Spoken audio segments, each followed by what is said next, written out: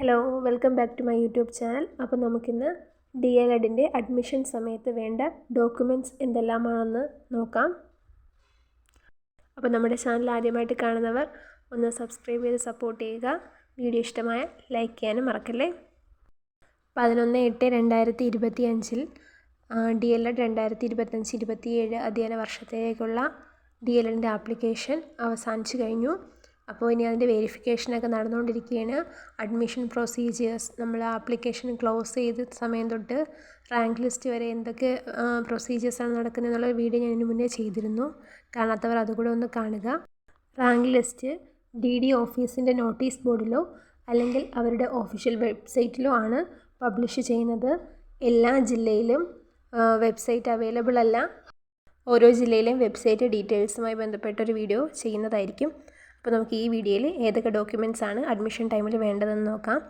നമ്മുടെ SSLC, +2 എന്നിവയുടെ original സർട്ടിഫിക്കറ്റുകൾ, നിങ്ങൾക്ക് ഡിഗ്രി ഉണ്ടെങ്കിൽ അതിൻ്റെ ഒറിജിനൽ സർട്ടിഫിക്കറ്റോ പ്രൊവിഷണൽ സർട്ടിഫിക്കറ്റോ, പിന്നെ നമ്മൾ ആ ആപ്ലിക്കേഷൻ ഫില്ല് ചെയ്ത സമയത്ത് നമുക്ക് ഏതൊക്കെ സർട്ടിഫിക്കറ്റുകളാണോ ഉണ്ടെന്ന് നമ്മൾ എഴുതിയിരുന്നത്, അതായത് മിലിറ്ററി സർട്ടിഫിക്കറ്റ്, അംഗവൈകല്യ സർട്ടിഫിക്കറ്റ്, OBC, അതിനാണെങ്കിൽ നോൺ ക്രിമിനൽ സർട്ടിഫിക്കറ്റ്, നമ്മൾ എന്തൊക്കെയുണ്ട് എന്ന് അതിൻ്റെ അകത്ത് എഴുതിയിരുന്നു. അതിൻ്റെ എല്ലാം ഒറിജിനൽ സർട്ടിഫിക്കറ്റ് നമ്മൾ അഡ്മിഷൻ സമയത്ത് ഹാജരാക്കേണ്ടതാണ്.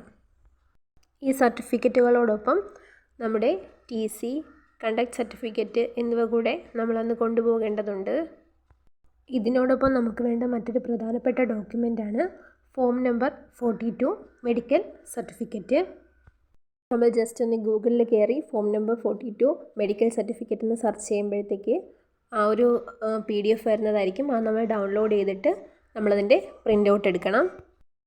അതിനുശേഷം ഈ ഒരു ഫോം നമ്മൾ അസിസ്റ്റൻറ്റ് സർജൻ റാങ്കിൽ കുറയാത്ത ഒരു ഗവൺമെൻറ് ഡോക്ടറിനെ കൊണ്ട് എഴുതി ഫില്ല് ചെയ്ത് വാങ്ങിപ്പിക്കുക.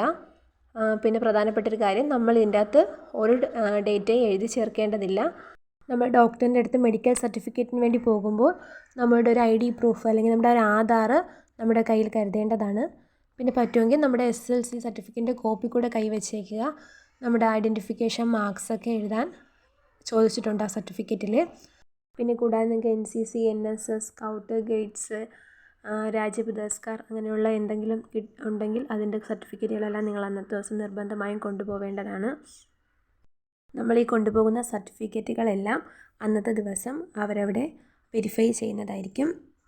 ഈ സർട്ടിഫിക്കറ്റ് വെരിഫിക്കേഷന് ശേഷമാണ് നമുക്ക് കോളേജ് സെലക്ട് ചെയ്യാൻ പറ്റുന്നത്. നമ്മൾ ആപ്ലിക്കേഷൻ ഫോമിൽ എഴുതിയ കോളേജിനെ നമുക്ക് കിട്ടണമെന്നില്ല. ആദ്യ റാങ്കുകാർക്കായിരിക്കും ആദ്യം കോളേജ് സെലക്ട് ചെയ്യാനുള്ള അവസരം കിട്ടുന്നത്. അവർക്ക് ഇഷ്ടപ്പെട്ട കോളേജ് കിട്ടും. നമ്മുടെ റാങ്ക് എത്രയാണോ അപ്പോൾ നമ്മൾ വിളിക്കും. അപ്പോൾ ആ ബാക്കി സീറ്റുകളുള്ള കോളേജിൽ നിന്ന് നമുക്കിഷ്ടമുള്ള കോളേജ് നമുക്ക് സെലക്ട് ചെയ്യാൻ വേണ്ടി പറ്റും. അപ്പോൾ നിങ്ങളുടെ വീടിനടുത്തുള്ള നിങ്ങൾക്ക് പോകാൻ സൗകര്യപ്രദമായിട്ടുള്ള കോളേജുകളുടെ പേരും ദൂരവും ഹോസ്റ്റൽ സൗകര്യമൊക്കെ നേരത്തെ തന്നെ ഒന്ന് ചെക്ക് ചെയ്ത് വെക്കുക. അവർ തരുന്ന ഓപ്ഷൻസിൽ നിന്ന് നമുക്കൊരു കോളേജ് സെലക്ട് ചെയ്യേണ്ടതായിട്ട് വരുന്നതാണ്. അപ്പോൾ ഇന്നത്തെ വീഡിയോ ഇത്രയേ ഉള്ളൂ. Thank you for watching.